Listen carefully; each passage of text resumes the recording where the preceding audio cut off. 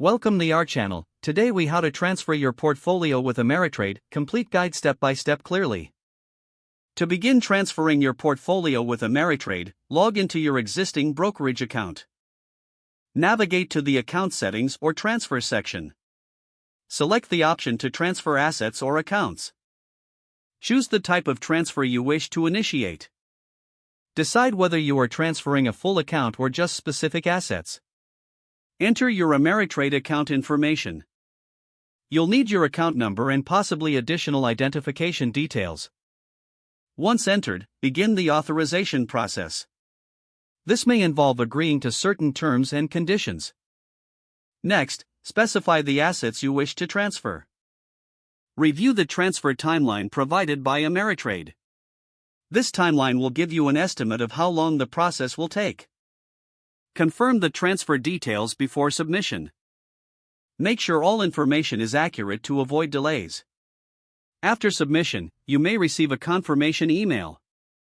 Keep this email for your records. Monitor your old account for any notifications from your current brokerage.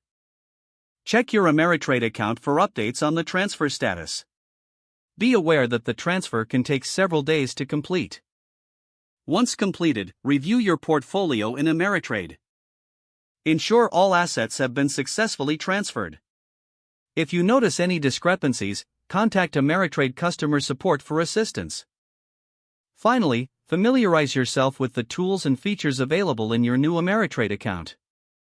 If the page does not load, refresh the browser or try again in a private or incognito window. Make sure you are using the correct email address, then retype it carefully to avoid small typos. If your password is not accepted, use the reset option and create a new strong password you can remember. Check your spam folder for verification or security emails, then complete any requested confirmation steps.